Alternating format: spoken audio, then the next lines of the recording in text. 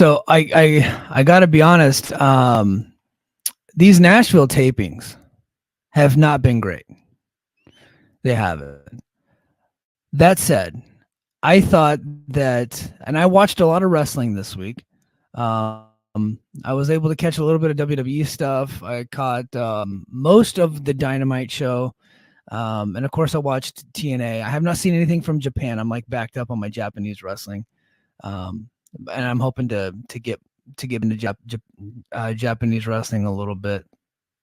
But I think that Mike Bailey versus Leon Slater, I would strongly recommend that if you have not watched that match, that you go out of your way to check it out. TNA put it up on their YouTube channel for free. The whole match uncut. You can just watch it there. And I think that it's probably going to end up being like the match of the week. Like if they do like a voting thing or something. I don't know if Dave Meltzer's actually even going to watch it because he doesn't really watch the weekly TV show anymore. But if enough people tell him about it, I think he would actually check it out. And I think Leon Slater is the next big star in not only the X division and TNA, but I think in pro wrestling. And I think by the end of his contract, he's going to be another guy that's going to be super coveted by the big two companies. He is, without a shadow of a doubt, he is the next Kyle Fletcher. He is the next Will Ospreay. He is the next Ricochet. He's the next talent of that level. And it's only a matter of time before the big guns come a-calling. He's only 20 years old. And he's like 6'2". You know what I mean? He's like a tall guy. I think once he fills out a little bit more, he's already put on some more muscle since he's been in TNA. I think once he fills out a little bit more, and he needs to update his look to make it a more of a mainstream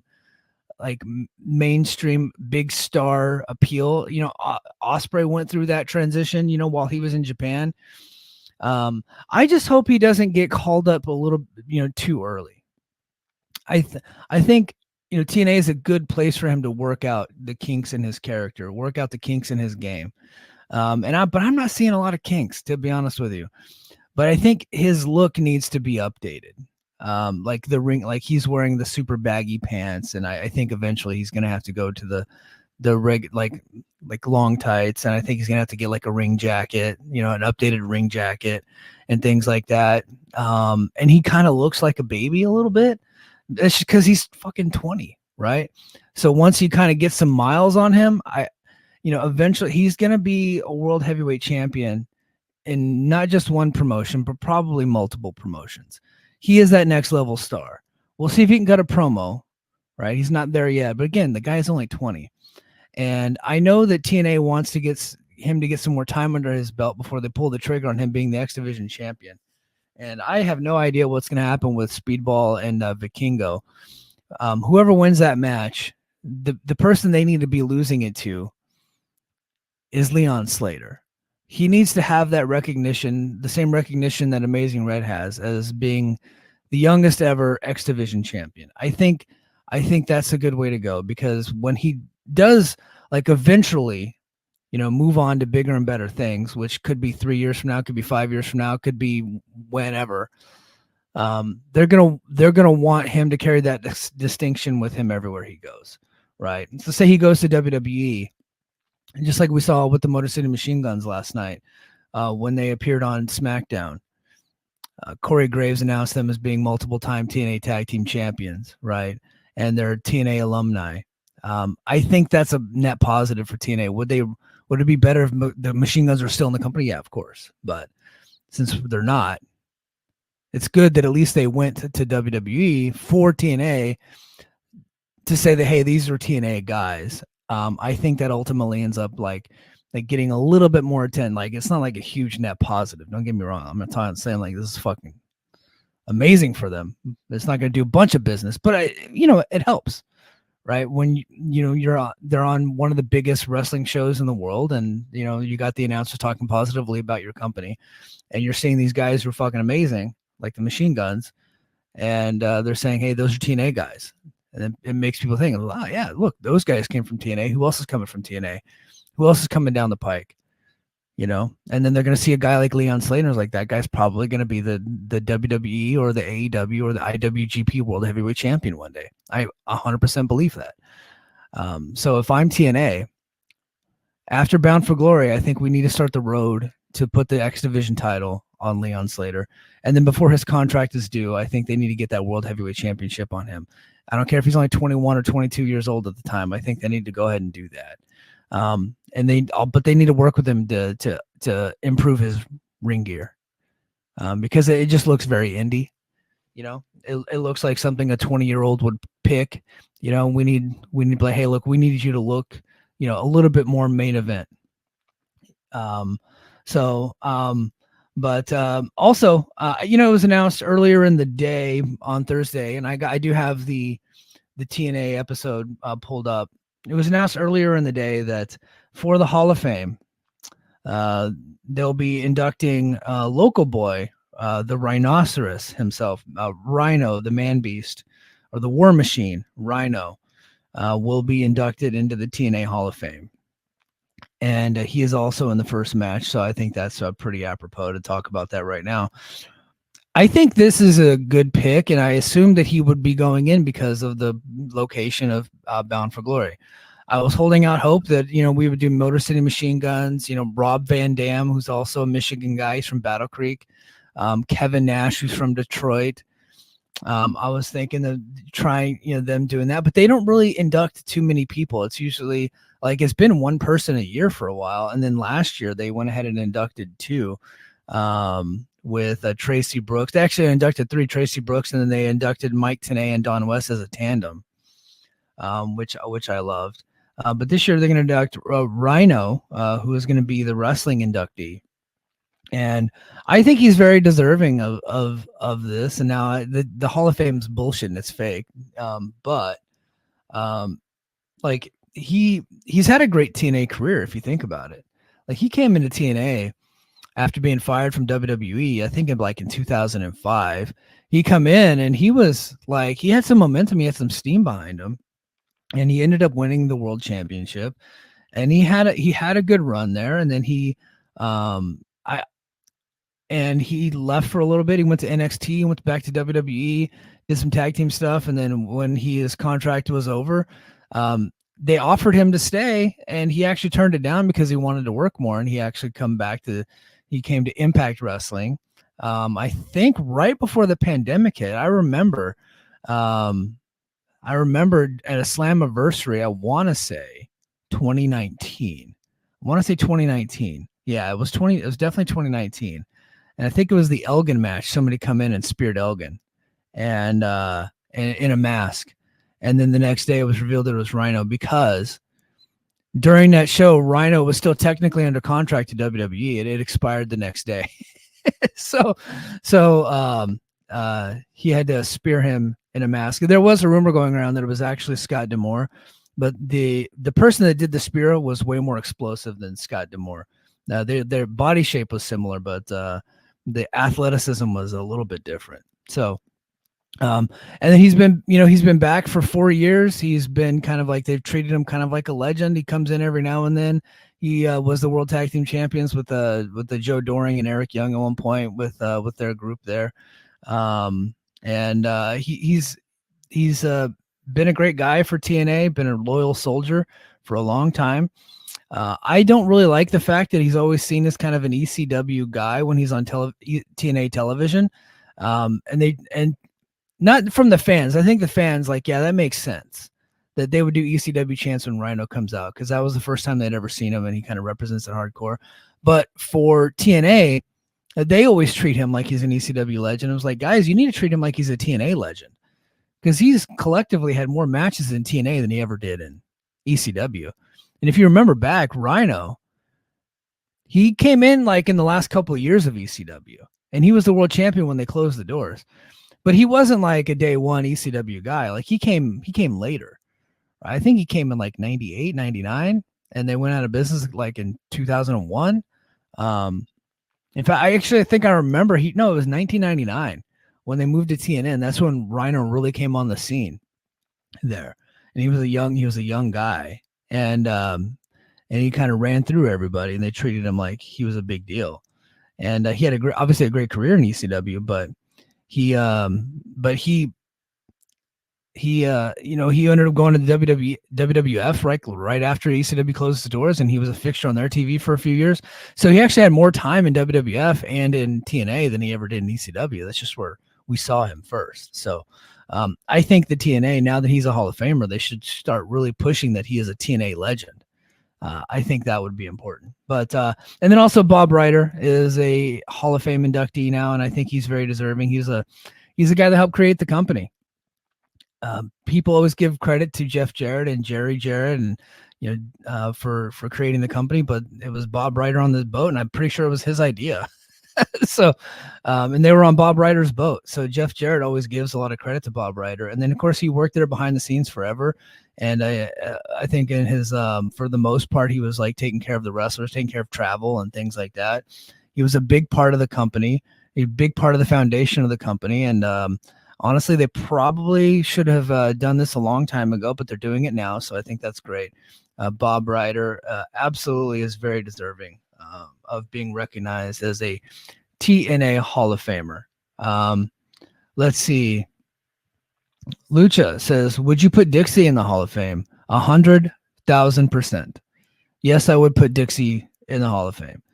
She kept the company alive when it should have been dead so many times. And for all her faults, one thing you can't fault her for is she put the resources, she put money, she put her family's ass on the line, she put her ass on the line. And she ultimately ended up failing in the end. But she was responsible for them getting onto Spike TV and becoming the number 2 wrestling promotion in the world for the better part of a decade. And we would not have a lot of the memories that we have right now if it wasn't for Dixie Carter. I think that she deserves to be in the Hall of Fame. So absolutely. All right. And Io says she still supports the company today. Yes, she does. Yes, she does. I would like to see them bring Dixie around more. Not as like a authority figure or anything like that, but I think that it would be nice just to see her on TV every now and then. I know in the dying days of TNA, we'd all kind of gotten sick of her. I get that, but Dixie, I know Jeff Jarrett is going to go down as probably the most important figure in TNA because he ultimately got the whole thing started, but he had that thing dead within a year, and Dixie kept it alive forever. So I think it would be nice to see her every now and then show up on TV, like as just like a TNA legend, right? Like one of the most probably like if Jeff Jarrett's like the number 1 most important figure, Dixie Carter is like 1A. I think she's vitally important to the history of the company. We wouldn't have the company today if it wasn't for her. I guess she tanked it in the end because she fucking gave all that money to Hulk Hogan and blew the whole Spike TV deal and kept relying on Vince Russo, and then blew the Destination America deal right within that first year. And the company was hemorrhaging money, and their family pulled all their money out. And so I get all that. Do failures outweigh successes? Look, she had a lot of years of success, and we wouldn't have had the company without her. I think she deserves to be in 100%. All right. So let's get to this show. Like I said, I didn't think this show was very good. I didn't. With the exception of Leon Slater versus Mike Bailey, I thought everything else was pretty substandard and flat out boring at times, to be honest with you. So the first match is a PCO defeating TNA Hall of Famer Rhino to retain his digital media and international heavyweight championships, and only his second defense of those belts, as we had stated earlier. Man, this whole Skyway thing and the unfortunate, Hurricane Helene and moving the thing, really has cooled off Bound for Glory for a lot of people. I think they're going to have to do a lot in order to get some steam back for this. But this was the pick your poison match. Matt Cardona picked Rhino as PCO's opponent leading into the pay-per-view, and PCO picked Nick Nemeth as Matt Cardona's opponent. So Of course, these guys have to fight in a hardcore match. They can't do it any other way. They both like Rhino's 49, and I'm pretty sure like PCO is like in his late 50s. So, but look, it wasn't a good match, but there were some fun moments. Rhino, they hit each other a bunch of times over the head with some stuff. They had some table spots. Nashville obviously loved the table spot. PCO ends up putting Rhino through a table. He climbs up to the top rope and connects with his PCO assault for the win. Fun match, crowd pleasing match with the two veterans. They used all the gimmicks that they could, and it ended up working out great. Now we go to Jim Miller interviews Nick Nemeth. She's with the TNA champion. He talks about being a fighting champion and brings up his pick your poison match later in the show against Mid Cardona. He says he wanted to defend his title around his TNA World Championship in the bout, but Santino Marella told him he would potentially be compromising the Bound for Glory main event. Says Cardona used to be something special. He vows to steal the show and beat Cardona. Unfortunately for Nemeth, he is a liar because he did not steal the show. The show had been stolen earlier in the night and it wasn't going back. Sorry. Ash by Elegance then defeats Brindley Reese in one of the worst matches I've ever seen. This whole thing stunk. So I'm so glad that Slater and Speedball were after this because like they really needed to pick up. So while the opening match was fun, and I thought the main event was like good, like okay to good, and Leon Slater versus Speedball was excellent. This was one of those things like they're like Ash, like these women that were in this match and Speedball and Leon Slater, they're in the same profession, right? They do the same job, but they aren't the same. Like they couldn't have had less chemistry. And then they spent a lot of time just kind of pandering to the crowd and doing all the crowd stuff. The crowd wasn't really into it. They brought out Brindley Reese like she was this big star from NXT, but the audience didn't know who she was because she's not a big star. Brindley is not even a real name. That's a stupid name. No offense to anybody named Brindley. It's a NXT name generator name. So the match stunk. You know, I can be tough on Ash by Elegance at time when she's like she is capable of having some good matches, and we've seen that. But boy, is she capable of having some stinkers, and this was a complete stinker. Ash by Elegance won. All right, now let's go to the best match of the night: Speedball Bailey defeating Leon Slater. I think that when it's all said and done, if enough people watch this match, and I think you need to tell everybody to watch the match, it's going to be an instant classic television match. It was fantastic. They did everything in the arsenal. Lots of drama in the match. People really got behind Slater. I really think that he's going to be the next guy. He really is. I know I don't want to go too long on this match, but I really think that he's going to be the next guy for this company. Fantastic stuff. Everybody go out of your way to watch it. I'm not going to go blow by blow. After the match was over, we got the confirmation that we talked about last week. And in fact, I tried to talk about it 2 weeks ago, but I just didn't want to give the spoiler away, even though it was already kind of out there. And then once it got on enough sites, I was like, okay, now I feel comfortable spoiling it. So I talked about it last week that Vikingo will be challenging Speedball Bailey at Bound for Glory. And then fucking Mike Johnson, PW Insider, what a clown. Earlier this week, in an effort to drum up interest for Bound for Glory, he is very much a PR machine for TNA. We got to be honest about it. Very much a PR machine for TNA. And he said, big news coming. There's a major international star, like they tweeted it out, to build anticipation for the story coming to Bound for Glory, right? And we're all like, yeah, we know it's Vikingo. Like the story's been out for 2 weeks. And so we were like, oh, he can't be talking about Vikingo because that story has been out. He must have covered that already. And sure enough, it was Vikingo. But Gerard had already written the story the day after the day after it leaked from the spoilers, right? He had already written the story. I had already covered it on this podcast a week later, right? But me and Gerard knew, like we were talking about it, and he went with the story. I chose not to do it on my podcast until a week later, since after he released his story on it. And then Mike Johnson comes out earlier this week like he has some kind of exclusive. Like, no, dumb. The story's been out. Like, everybody knows it was a spoiler from the show. We already knew. Like, they played a video package for the crowd in Nashville. Like, this story had been out. And this fat motherfucker, Mike Johnson, decides that he's going to go ahead and say that he's got this big exclusive story from TNA that nobody has. And he's still running it as if it were an exclusive. It's like, no, it's not an exclusive, dipshit. The story was out. Gerard had it before you. I had it before you. Dave Meltzer had it in The Observer before you.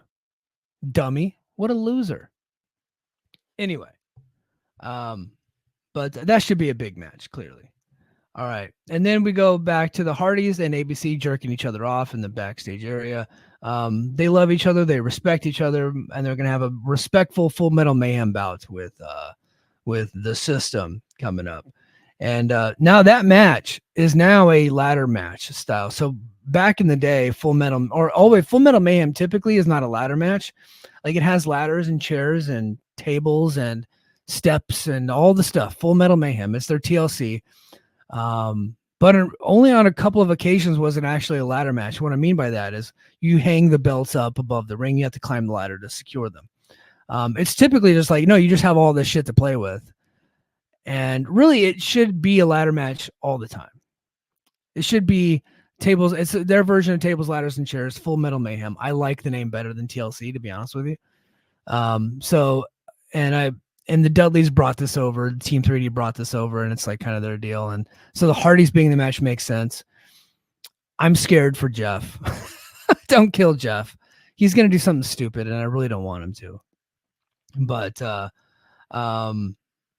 and then next week, they're actually going to be on the same team because TNA is creatively bankrupt, and the baby faces must team. If they're having a babyface match, they must be on the same team before they head into their match. Last week, it was Jordan and Masha on the same team. It was also Joe Hendry and Dolph Ziggler, Nick Nemeth on the same team. And then now next week, ABC and Hardys are going to be on the same team. Because that's the only way we know how to fucking do things around here. So boring. All right. And then we go to, we return to the Impact Zone. Steve Macklin's theme hits, and he makes his way to the ring. He gets on the mic and talks about having a talk with Eric Young. Alexander he calls out Josh Alexander, by the way. He comes out with Sinner and saying, Alexander asked if we're really supposed to believe Macklin has had a complete change of heart. After one talk with Eric Young, he said he spilled more blood in TNA than anyone in history. He said he's the longest reigning champion in company history, the poster boy, the heart and soul of the company. He says at the blink of an eye, all the fans. So he's doing the whole because of the fans. That's why I turned on you. It was a really good promo, by the way, but he did the typical because of the fans. Macklin says sometimes you have to check your ego. He says tonight is not one of those times. And then he lunges at Sinner and Saint to start a fight, and then he quickly gets his ass beat. They actually zip tie his hands behind his back and hits him with a C4 spike. And then after that is over, they make the match official. Alexander versus Macklin, much to my surprise, is official for Bound for Glory. And why am I surprised by that? Well, because Eric Young had been the focal point of the feud. So I assumed that it would either be Josh Alexander versus Eric Young, or it would be Eric Young and Macklin and a mystery opponent or a mystery partner, probably Dreamer or Rhino, versus versus the Northern Armory. I am surprised they went with Macklin and Josh Alexander. I'm happy they're going with Macklin and Josh Alexander. I don't know that it fits the story. So they do have a story.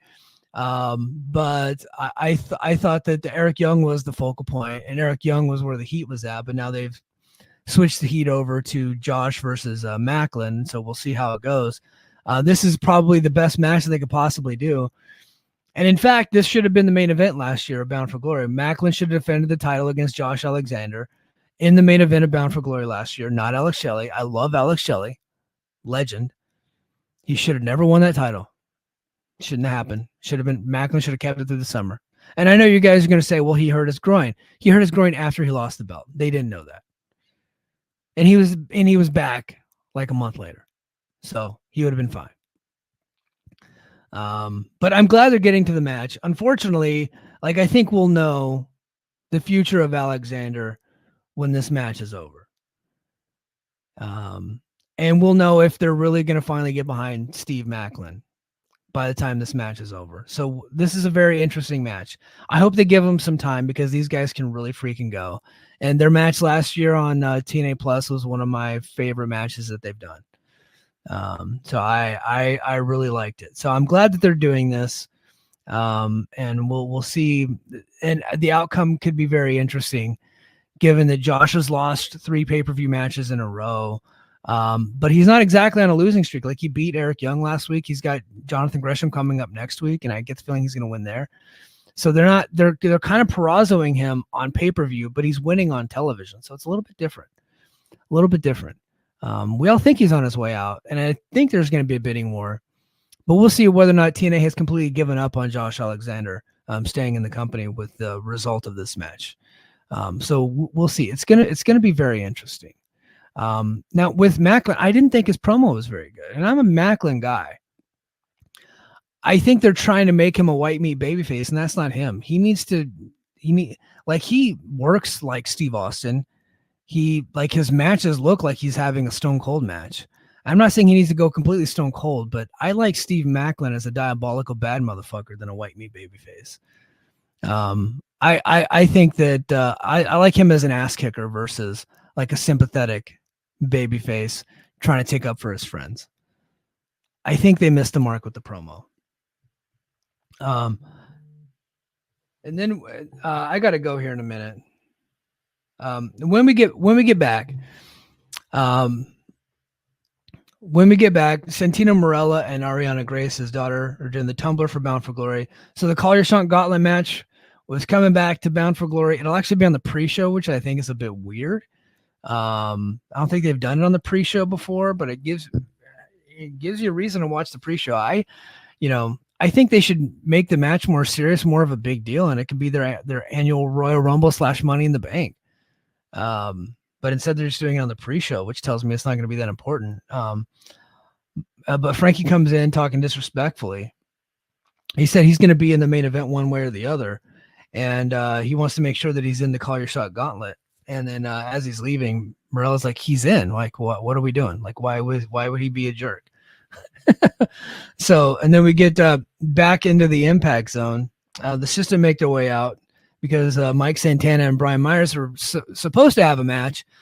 Mike Santana's entrance tune hits, and out he comes with a steel chair, and he wraps his hand around his hand at ringside. The referee goes out to try to get him off, and then he blasts Myers with it. So he immediately just starts beating the shit out of the System one by one, and then rush down to try to attack him. Santana unwraps a steel chain, uses it to connect with a spin the block finisher on Myers.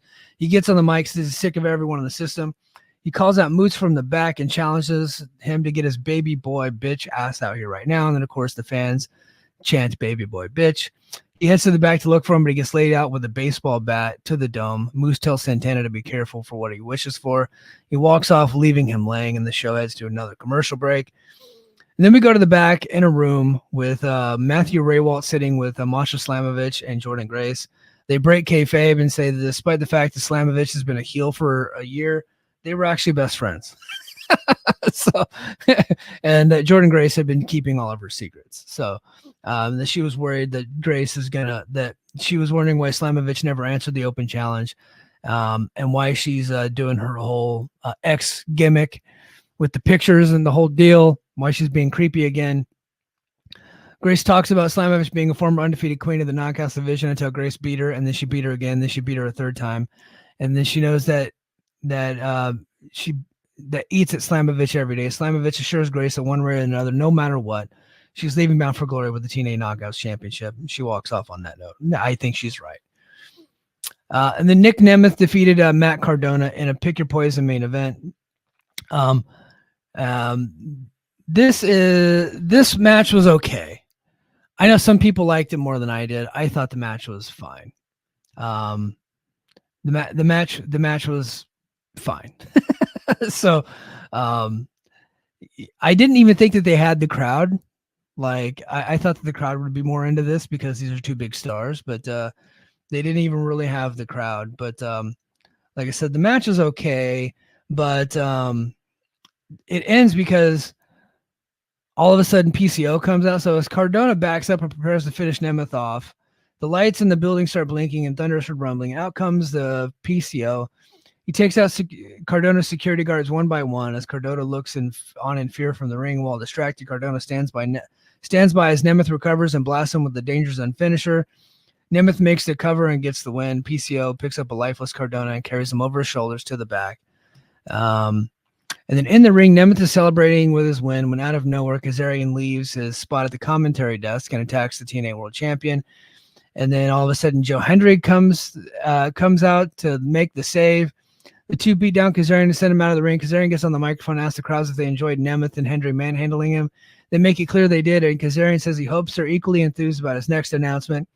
The king of TNA pulls out a zebra stripe shirt and announces that he has been named special guest referee, enforcer for the Nemeth versus Hendry main event at Bound for Glory. The crowd boos, and Hendry and Nemeth look on in confusion. So next week we got dual contract signing, boring. Hardy's and ABC versus the System should be good. Josh Alexander versus Jonathan Gresham should be great. A Spooky Chew versus Jody Threat. And then we got Ash by Elegance VIP makeover launch party. So there you go. Other announcements this week before I go home. Casey Navarro is signed with the company. I think that's a good signing. I forgot to bring that up, so I wanted to make sure to give a little bit of respect to Casey Navarro, the man who is in first class. So he's done a good job. He got his number called when when Rich Swann had to bail and go take care of himself, and he got suspended, obviously. And so he has been signed. He is now with the company. So good for him. Kudos to him. He's been around for a while, hoping to get a contract somewhere, and he finally got one. And hard work pays off. He's really worked hard. I have my criticisms of first class, but I think Casey Navarro is a decent signing for this company. And really where they should be kind of allocating some of their resources is into young, unsigned talent and grooming them to be top stars. So kudos to him. He's not going to be a world champion, but he's very good. Okay. And also they announced that Rosemary and Spooky Chew, this was in the recap. I just missed it. Rosemary and Spooky Chew will in fact be challenging for the Knockouts Tag Team Championships at Bound for Glory, which is why Spooky Chew is wrestling Jody Brett next week. So there you go. That match is official. That match has been announced. Next week on Brace for Impact, we will have a full preview of Bound for Glory, and then of course I'll be back with a Bound for Glory recap show. So I'll probably do a full preview of Bound for Glory on Friday, and then watch Bound for Glory, and I'll go live on the YouTube and do all of that stuff. So good stuff. I also so tonight is Maple Leaf Pro Wrestling, so I'll be back probably Monday to recap both Maple Leaf Pro Wrestling shows. I'll probably be getting up early in the morning and doing that. So stay tuned for that. I'll probably go live on that deal. So but all right, guys, thank you so much for being here. I greatly appreciate it. That's going to do it for me this week on Brace for Impact. And until next time, mahalo. Brace for Impact is coming fast. Hold your breath, but it won't last. The walls are closing in on where we stand.